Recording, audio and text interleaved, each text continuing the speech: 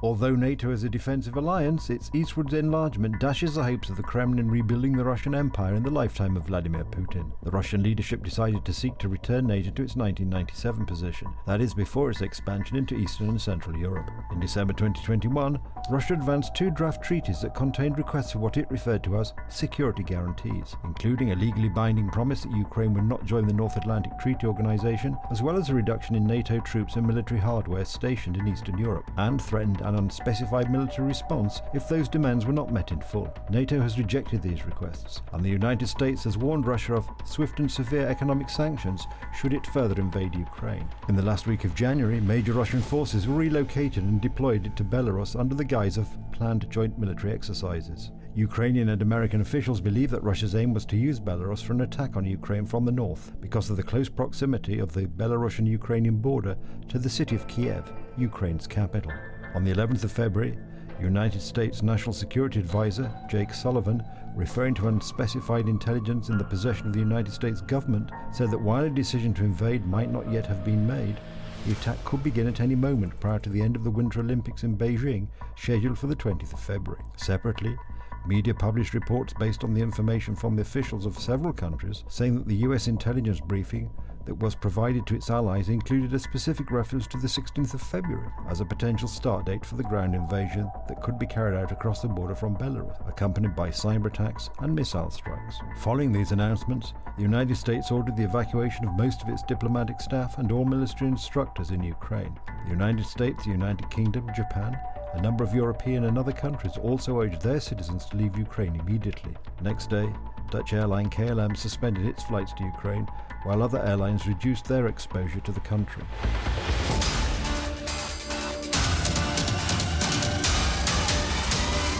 In the show, we spoke numerous times about NATO unity, where member states agree to mutual defense in response to an attack by an external party. The last few months have proven this unity in the face of Russian aggression. Since its founding, the admission of new member states has increased the alliance from the original 12 countries to 30. The most recent member state to be added to NATO was North Macedonia on the 27th of March, 2020. NATO currently recognizes Bosnia and Herzegovina, Georgia, and Ukraine as aspiring members. An additional 20 countries participate in NATO's Partnership for Peace program, with 15 other countries involved in institutionalized dialogue programs. The decisive military display of the Russian armed forces failed to intimidate NATO and its leaders. This Tuesday, the President of the United States, Joe Biden, in an historic speech, confirmed that the alliance is now more united than ever. Today, I'd like to provide an update on the crisis involving Russia and Ukraine. From the beginning of this crisis, I have been absolutely clear and consistent. The United States is prepared no matter what happens.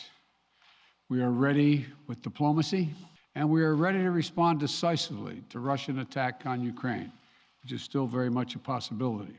For all the events of the last few weeks and months, this has been our approach, and it remains our approach now. If Russia does invade in the days and weeks ahead, the human cost for Ukraine will be immense. And the strategic cost for Russia will also be immense.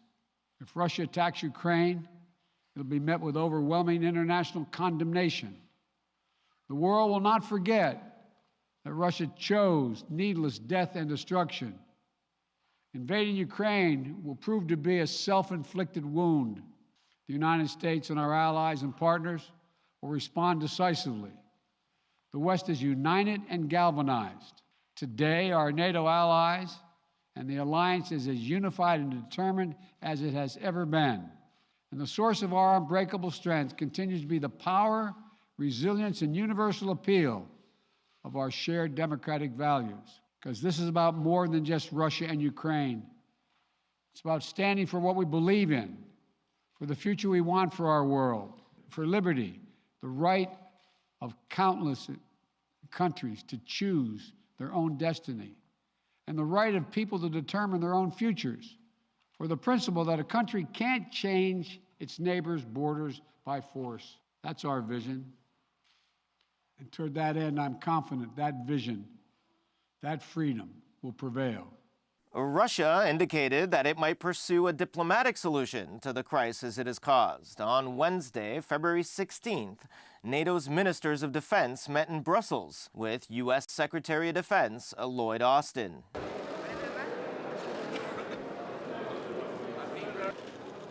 There is nothing inevitable about this looming conflict. It can still be averted. The path of diplomacy may be difficult, but it is still worth the trek.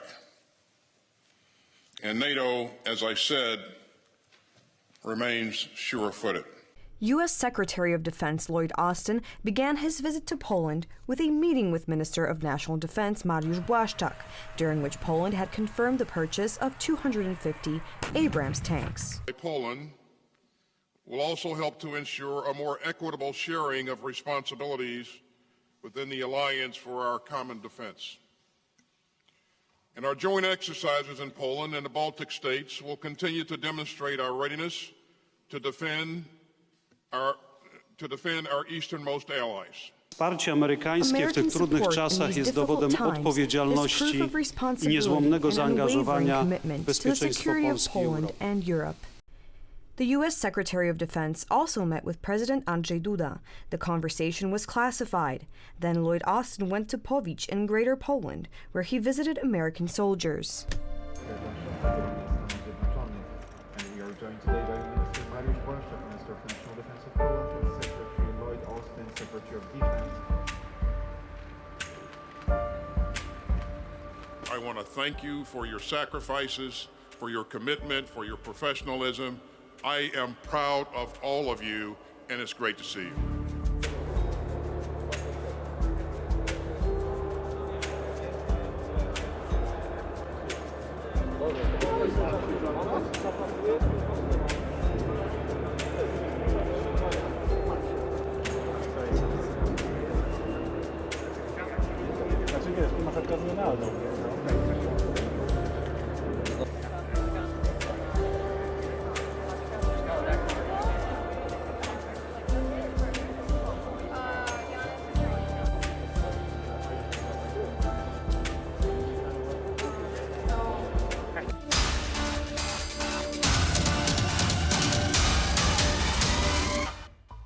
In January 2022, NATO member nations began to provide military aid to Ukraine. On the 22nd of January, the first United States shipment of some 90 tons of lethal weapons arrived to Ukraine with Javelin anti-tank missiles, anti-armor artillery, heavy machine guns, small arms and ammunition, secure radio systems, medical equipment and spare parts. The Biden administration also allowed Lithuania, Latvia and Estonia to transfer American-made equipment to Ukraine, such as anti-tank missiles and Stinger air defense systems. Poland supplied significant quantities of light ammunition, artillery shells, light mortar systems, reconnaissance drones, and the brand new latest generation Piorun surface-to-air missiles.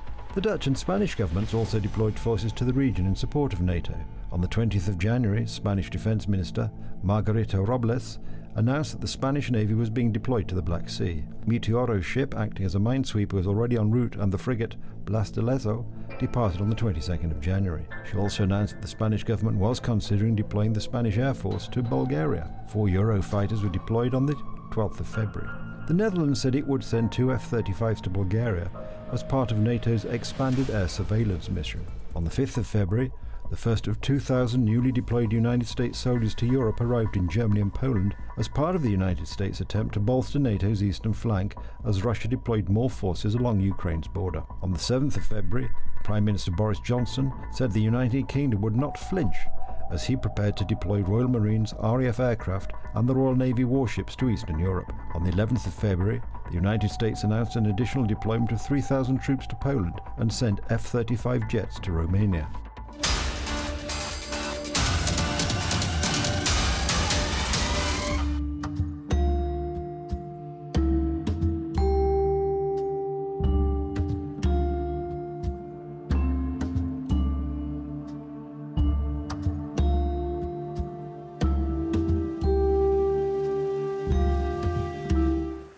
We've just entered the headquarters of the 18th Mechanized Division here in Tiraspol, and the first thing that strikes you are these marvellous pictures.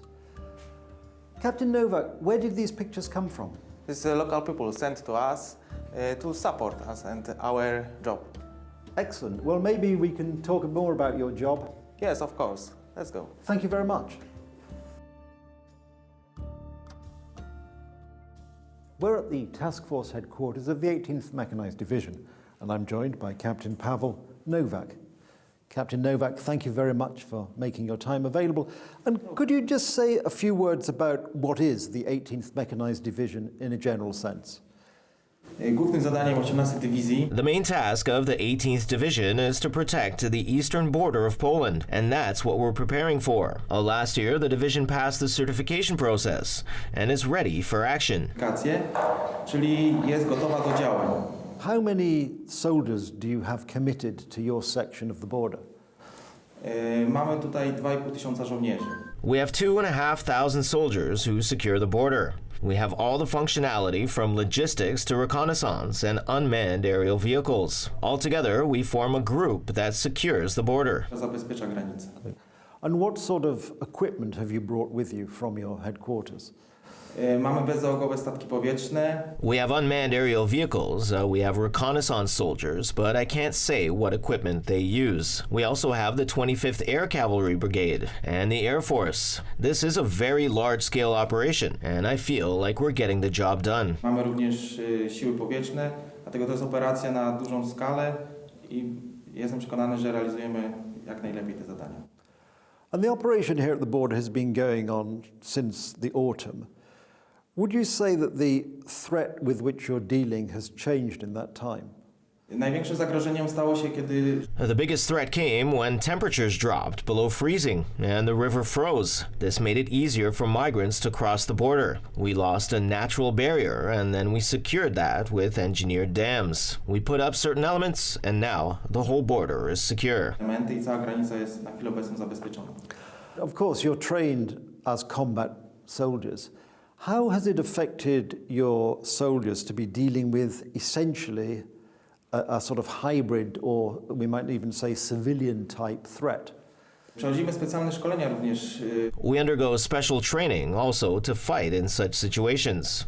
As the Army, we support the border guard here, with whom we cooperate very closely. Our soldiers are prepared for this service. We were on the border anyway. Jak Państwo byli na granicy, był Pan na granicy, widział Yeah, yes, we were at the border earlier today, and we saw some of your soldiers in action. How much time do soldiers spend at the border, and how much time do they spend back at their unit, for example? Żołnierze spędzają na granicy. Soldiers spend 2 weeks on the border, after which there's a rotation. Depending on various factors, new arrivals to the units are there a maximum of 2 weeks, and then have a month or 2 months off. Tygodnie mają miesiąc, 2 tygodnie wolnego, w zależności w jednostce, w zależności od danej sytuacji. We were at the border earlier, and we saw the new fence and the new razor wire. Was that something that the 18th Mechanized Division were responsible for? Tak, to nasze pododdziały. Yes, the fence and security was developed by our engineering subdivisions in cooperation with the Estonian Army. Oczywiście współpracowały też z nami wtedy wojska estońskie.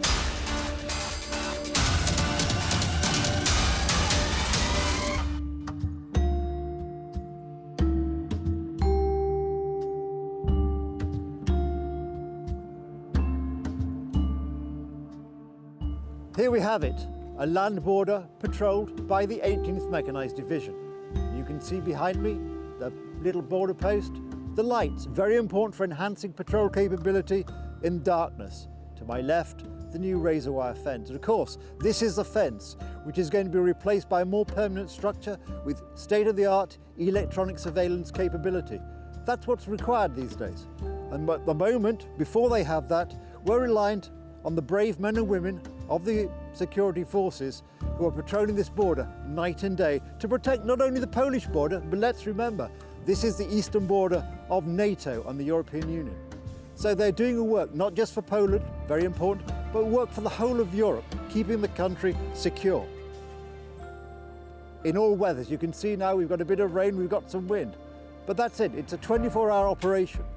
and it's been very well done, and we should be very grateful.